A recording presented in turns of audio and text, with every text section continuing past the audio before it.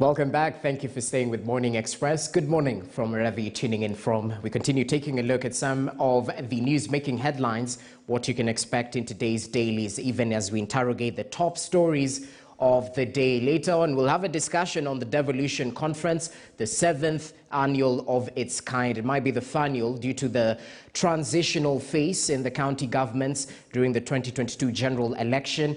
But before we do that, let's talk about the drama that residents of Kisumu witnessed just yesterday in terms of that bank heist, a 4-hour siege at a bank in the city of Kisumu. And there are many questions, less answers, definitely leaves a lot to be desired in terms of the response, because the question is how exactly those 4 robbers walked out of the bank undetected after a 4-hour siege. According to police, the suspects might have changed clothes and made their way out during the evacuation of distressed clients. No money was lost according to Equity. But Rosido, you're still with me on this. What say you about this? And I don't know if you've ever watched Bank Heist, that particular series, that many Kenyans on social media were drawing similarities between what happened there and this exact scenario. It's no laughing matter, but definitely it might leave an egg on the face in terms of the response from the security authorities. Jesse, the closest I have come to this kind of an occurrence is a Westgate attack, where I was present from the beginning until the end on October 14th, when KDF Special Forces and the Israeli agencies left. And to be honest with you, there are many lessons that we need to learn as a country, including preparedness of the citizens. And this is really something that everybody needs to be taken through. And in some countries, Israel, in the US, and probably closer home is South Africa, where citizens have to go through, you know, an armed attack. Let me put it this way. If you find yourself in such a scenario, what do you do? And so currently we are engaged with the National Counterterrorism Center in terms of educating citizens. When probably you come across an armed attack, a person who is armed and is ready to attack you, how do you engage, how do you fight back, how do you run, and how do you basically present yourself if at all you find yourself in that kind of a scenario. Now, there is no thief that will be out there and is shouting, I will be attacking Equity Bank tomorrow at this time from 11:30 to 4 p.m. We'll be there, you know, aiming at stealing money and all that. A thief is a thief, and they come at such very unexpected times. Now, what really, in my view, this presents is the fact that our security officers were able to swing into action, you know, and in my view, it really brings in some bit of confidence from the public. The fact that police officers are there, the fact that there are uniformed personnel and also ununiformed security personnel, and they are able to engage with the citizens. I saw from the video conversations happening and people being directed from one end to the other. The long and short of it, Jesse, is that we must bring such kind of scenarios to a stop. So what is the space of the CCTV cameras? Were they on? In this country, we have had very many things recorded on CCTV cameras, including killings of very prominent people in this country. They have never been unfoiled. They have nothing. In fact, nothing happens beyond this kind of a conversation that we are having. So for the case of this bank robbery, we are expecting that the bank that the bank is going to work with the security officers and the agents to be able to, you know, go through and scavenge through the CCTV cameras and give Kenyans some answers. The second question is the kind of security that we have in our banks. You know, of course, all banks in our country have an armed security personnel, but they also have somebody carrying a rungu. How do we conduct trainings for these security officers? Do we prepare them for this kind of occurrences in the event that they actually happen? How are we supposed to engage in communication and conversation with the public? You saw some eyewitnesses saying that they only had tear gas canisters going off and then they decided to lie on the ground. It's because the sound of a bullet and the sound of a canister, a tear gas canister, is so bumpy. Yes, it is so bumpy that you will not remain standing when you hear it. Okay. But in the event that you have this kind of masses of people standing there and staring, these are people who probably, as you report, they are still hidden. They could still be armed. They could shoot from any point. How do we prepare the public to respond to those kind of occurrences? But I think for me, the long and short of it is a communication that is going to present answers so that other banks are also prepared and they are able to deal with these kind of occurrences when they happen, or rather if they happen. Exactly, disaster preparedness. That's a good angle you brought in. But Bunyasi Sako, even as you expound on the drama that was witnessed just yesterday for about 4 hours, I'm looking at an article right here that says about 1,000 police officers are planning to sue the National Police Service and its commission in protest over slashing of their November salaries. Now, according to them, it was abrupt, and those who are earning under Group J have actually received those salary cuts. And right now, some of them are managing loans, and it will definitely affect them going forward. And the officers say that move could affect the morale and eagerness as well to tackle dangerous assignments. And this time around, we well know of the terror alert in the country. So compounding all these issues together, in terms of morale of these police officers, especially doing dangerous assignments, are we doing enough? Not just police officers, prison warders as well, bearing in mind the prison escapes we've witnessed in the country recently. I'll just step back just for half a second to comment on the earlier part of the question. I think that our expectations of what our security agencies, including the sentries at institutions, do is we are probably expecting too much out of them. In other places, if they are on duty 8 hours, they are truly on duty 8 hours, but probably every half hour they have a 10-minute break, which means when they are on duty, they are truly on alert, are not sort of sitting back chatting. I see many times you go into a bank and the security people are chatting, they're talking on the phone and perhaps talking to passerby that they know or among themselves, and they're in deep in laughter and so on. They can't be alert like that. And I hope this will be a warning that let's have them in there for 45 minutes and then give them a break, and when they come back they're truly on duty. Their phone should be kept away, and they should be looking at too. I don't think we should rely on visible armed security. I would hope that it's now a little more sophisticated with the technology and so on, that there are advantage points at which you are able to watch every corner and swing into action rather than be visibly there and get the first bullet and then you have no more security. But that's all I wanted to say about that side of it. Now, slashing salaries, I think it's probably not the best way to do things. We all hook our projected expenditures on our projected incomes, and when it's suddenly slashed, or even if you have been given notice, when it's slashed, you can't make up the difference. That creates all manner of problems that they could get into. Probably sometimes better to freeze increases and let people stay with the salary until the overall increases later will catch up with them than to actually cut it back. It's not their choice that they were given the money, and now and it's not their choice that they should surrender the way that is being expected. The moral impacts are extremely serious, and they may seek to make up the difference in the income they were getting, either by non-performance, so they can do other things, or by means that are probably not compatible with their mission. So I think it's not a good way of doing it. We must do it in a better way, and we need better planning. I know that we do get situations where the SRC, for example, would come out and say, what you've been doing and paying over the last year or two is illegal, and therefore you have to cut back. Now, that kind of thing shouldn't happen. I think the law should say you can't begin to implement it backwards, but you can freeze and let the process catch up. I know at a time of terror risks and so on, you do not want to have a demoralized police or security force. And when you see, for example, in the prisons, the kinds of things that happen, and prisons agencies are notoriously short of money. They are using all ways to cut corners, even to feed the prisoners. And you can then imagine what small incentives might do to what is otherwise an extremely important function. Okay. Yeah, so it will definitely go a long way, those small incentives. But anyway, the National Police Service Commission has not yet issued a response on that particular matter. We'll definitely inform you as and of when it happens.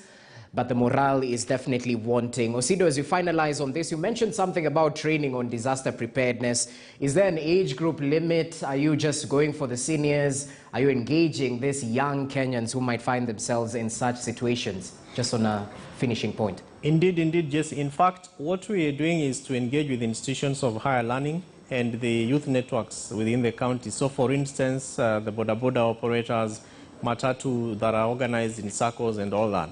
But much more fundamentally is that the age limit is actually from the age of 5. And if you look at stories from some countries like Israel, as I mentioned, and also the United States of America, their trainings begin quite at an early age. And part of what they do is purely based on patriotism. And they give you the elements of why you need to love your country. And that, you know, in most of their societies, in fact, people even are licensed to carry firearms. Yeah. And so that if something happened, like what happened in Kisumu, you have very many people who actually can be able to respond, other than lying on the ground and gazing from a distance, looking at the police officer swinging into action. So those are some of the lessons that we are learning from other countries. And Kenya has actually done very well insofar as, you know, preparing citizens also to respond in terms of not just from the hard approach, but even the soft approach, which really is about sharing information like what we saw with the 3 you know, terror suspects that escaped from prison. It took civilians actually to identify them and report to the police, and they were picked up and you know, taken back to their cells or to prison. So there's really a lot that it entails, Jesse. Yeah. And I believe that from a citizen perspective, it's really a call on your own personal interest to safeguard your country. And I'm sure that there is nobody who will see a bank being robbed and you are just standing there watching and saying, go on, go on. There is that, you know, instincts, that inbuilt, you know, mechanism, if I could say that would want to push you into action, to do something, either to run away and report to the police or to make noise and, you know, drive people's attention towards something that is happening. And those are some of the skills that we are rather instilling in not just the elderly, as you said it, but also, you know, the young ones, right from the age of 5. Well, situation awareness is quite important, and perhaps you can explore ways of inculcating it into the syllabus as an extra, you know, point. Precisely. Anyway, hey, it's proper, and perhaps the residents who helped capture the 3 terrorists can actually speak of the benefits of situational awareness or whatnot. Anyway, gentlemen, let's talk matters devolution. The 7th and final annual devolution conference is being held in Wote, Makueni County. And the theme this time round is in line with multi-level governance for climate action. Let's run this particular story before we talk matters devolution. As stakeholders from the national and all the 47 county governments continue attending this year's conference, this concept of devolution has lately been praised and castigated in near equal measure on presumed milestones and missteps in management of county affairs. Now, continued special coverage alongside the 7th Annual Devolution Conference, our very own reporter Murimi Mwangi reviews key declarations from previous conferences and explains why the counties still remain under sharp focus amid milestones of the past 8 years of devolution. It was a moment of a new dawn in the distribution of power and resources when retired President Mwai Kibaki led the nation's promulgation of the 2010 Constitution, and realities of the full magnitude of the document's proposal for establishment of 47 county governments would only set in just over 2 years later, when the first holders of the powerful office of county governor sat in office after the 2013 polls. The past 8 years have been a roller coaster of milestones, mistakes, lessons, and even punishment for a number of holders of that powerful office. Since we came in, I think you've seen tremendous progress. Even the stopping of the people from coming to Nairobi, people are now looking for jobs at the local level. So on a score of 1 to 10, I would probably give the success on devolution, I would probably give it about 8. Since the promulgation of the new constitution in 2010, this would have been a very good opportunity now to take stock of what has happened, what are the recommendations that were made in the past conferences, what is the implementation level, and that kind of thing. Among notable declarations in the recent devolution conferences was a 2018 consensus among county chiefs to align their budgets prioritizing President Uhuru Kenyatta's big 4 legacy pillars of manufacturing, food security, affordable housing, and universal health coverage. A consensus that saw the Kenyatta administration roll out a pilot of the UHC targeting Kisumu, Isiolo, Nyeri, and Machakos counties. A notable outcome of the 2018 declaration was also the deliberate allocation of land by such counties as Nairobi and Machakos for the affordable housing project. The scope of success of the said projects is still debatable, as the COVID-19 pandemic, for instance, demonstrated the largely unprepared state of public health care to deal with medical emergencies. Another recent declaration from the county stakeholders was that of zero tolerance to corruption under the 2019 Devolution Conference. At the 2019 Devolution Conference in Kirinyaga, that had been themed Deliver, Transform, Measure, and Remain Accountable. Ironically, it was in the aftermath of the said conference that a number of county chiefs were arrested and charged with graft, as the Office of the Auditor General continues unearthing massive corruption in the counties. Among those charged was former Kiambu Governor Ferdinand Waititu, his former Nairobi counterpart Mike Sonko, Samburu's Moses Lenol Kulal, Busia's Sospita Ojamong, and Migori's Okoth Obado. Devolution stakeholders still grappling on how to fix the corruption mess in the counties. This year, the governors head to the devolution conference reeling from a clash with the Commission on Revenue Allocation over its decision to cap shareable revenue to the counties at 371 billion shillings, thus being 10 billion short of the governor's initial demand for 381 billion. If there is sluggish growth, your number one policy is to stimulate the economy. You cannot stimulate the economy by throttling back expenditure by counties. So that it's like, I don't know what economics they are practicing. The slowdown of the economy requires a response. Which is the correct response? Stimulate economic activity. You can't do so by trying to shut counties down. If it wasn't for the court, and we must give credit to the court, devolution would have collapsed. We have had every step of the way to get a legal interpretation on nearly everything. And therefore,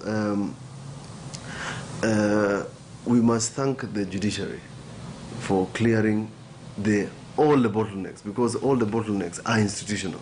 This year's conference is the last before the 2022 polls and is deemed most critical at taking stock of the devolution success over its past 8 years of existence and to lay critical foundation on how to strengthen it under the next regime of a new president post-2022. Murimi Mwangi, KTN News. Okay, roughly 8 years since the conception of devolution was implemented, 47 devolved units, and Article 174 of the Constitution breaks down what exactly was needed in this established democratic and accountable governments. It's all to do with unifying the nation, check and balances in the central powers, give opportunities for all Kenyans to participate in decisions that affect them, and provide services that are closer to the people, take services to the mashinani. Has this been actualized 8 years after? Osido, I'd like to begin with you on this, since county governance seems to be a forte. Just taking a look at the years of devolution that have passed, many challenges, but many wins as well. How would you summarize the devolution journey so far, even as we talk about the ongoing devolution conference? Jesse, devolution has been one of the best things that happened to this country, and particularly to the people of Kenya. And this is because of what you rightfully mentioned, taking services to the people and giving the citizens an opportunity to make their voices count in the resource allocation, the decisions around resource allocation, and actually how planning and budgeting processes are also being done at the county level. Remember that initially that was never the case. We of course had mechanisms that would support citizen engagement and public participation, but there were never laws. You know, right now we have Public Finance Management Act, for instance. We have the County Governments Act. We have counties that have also, you know, enacted the public participation laws that really give strength to citizens to be able to engage. Much more fundamentally is that the devolution has also given counties the privilege and opportunity to not wait for national government. Of course, one of the reasons why devolution is probably seen to be quite a challenge is because of the fact that we still wait for national treasury to, you know, send money down to the counties. But that really is based on lack of county governments to be able to enhance their own source revenue streams. Yes, we have more than 110 on-source revenue streams for counties, but we only see county governments, you know, concentrating on a few, maybe like sales that is collected from traders. We see taxes, we see levies, we see fees that is being levied, rather picked from various businesses. But if you were to look at the opportunity cost of what our counties have in terms of natural resources and invest heavily in terms of manufacturing and companies in those counties, then I am sure that we would really surpass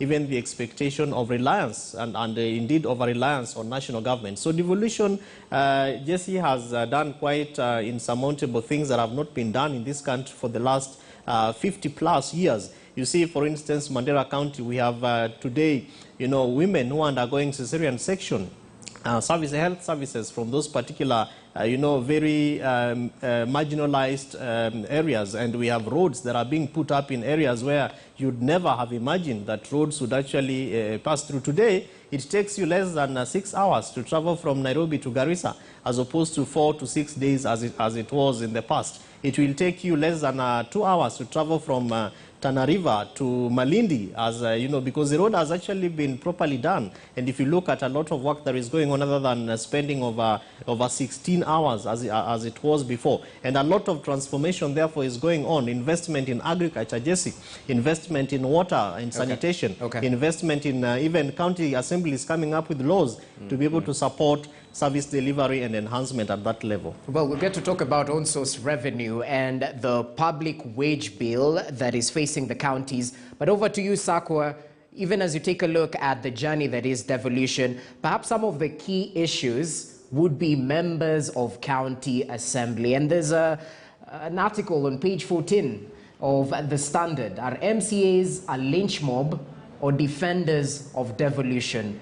And I know you have harbored interests in assuming a governor's position. Well, what exactly would you say is the biggest challenge in terms of the disconnect, if there's any, between the governors, the leadership in the counties, and MCAs? Are they a lynch mob? First of all, just I want to agree with my colleague on the panel, Mr. Sido, that the greatest thing that has happened to this republic since independence, the greatest, just behind independence perhaps, is devolution. There are many corners of this country that have never really been part of the process and now are included. Despite all of the focus on corruption, good things are happening. And on corruption, people are focusing on the counties, but forgetting to focus on corruption as a whole. But going back to the more specific point that you're raising, oversighting is also a process that everybody is learning. I can say with confidence that we are learning it at the level of the National Assembly, at the level of the Senate, but so are the county assemblies as well. I heard the other day that somebody saying, well, county assemblies do nothing, and that when you see them putting a squeeze, there are some conspiracy, which I thought is a rather cynical way of looking at things. I think that it's also a learning process for them. And you can see how difficult it is to pin down, even at the national level with all of the resources. We can't pin down KEMSA. We can't pin down any of the other scandals that have been going on easily. So I think the county assemblies, taken in sum, are doing a reasonably good job, including those threats of impeachment, which also exist for national officials as well, but are not being utilized. Only very rarely have you seen any attempt in Parliament. They are normally very tentative attempts. I would say much less impressive than what some of the countries have done and succeeded to kick out their governors. I think to start with, it's going to be an adversarial relationship, and I think in time the county assemblies are going to realize that there are certain goals they must meet as an assembly. And the question is, in some, should we stop what the executive is doing and kick him out, or should we put pressure, other forms of pressure of the executive to reform in their own way, so that they can achieve the common goals that there are? I think through much more exposure and civic and other forms of education to the citizenry, to put pressure on the assemblies, and for the assemblies to realize that they have to deliver in the eyes of the citizens, in the eyes of the county itself, because I think that it's a learning process. It has been uncomfortable when they have put their governors to check, to question, in ways that suggest that the governor should be removed. It has been also disquieting when they have not acted as aggressively on governors that everybody thought they should do something about. So I think we should allow them to exercise this judgment overall. And of course, critics can continue. But let me say the last thing on this devolution thing. Those are not even the big things, in my view, in big challenges in devolution. The big challenge in devolution is the incomplete process of devolving in accordance with the law. When you take budgets like those of health, you find that probably 65% of the primary health care and other non-referral hospital services are still at the headquarters and growing. That the proportion that should have been devolved is the one growing faster than the totality of what is already devolved. That's a frustration. That is attempts to technically roll back devolution without saying so. I think it's really critical that the process of devolution be completed. The resources, the financial and human resources sitting in the headquarters, in big offices, should go out to the counties or should go out to facilities that work directly for the counties. That has not been completed. And there are many such services that are growing rapidly at the center in a very bureaucratic way, instead of having those resources move out to the people through the counties. Counties are the great thing of the day. I think we should work with them as we tackle issues of fraud and corruption, not just in counties, but in Kenya as a whole. Let us not forget that. The total allocation to counties is about 10% of the budget. What happened to the 90%? Exactly. 370 billion is where it was capped right now. And as you well enunciated, money follows function. So if you don't devolve the functions, the money won't follow.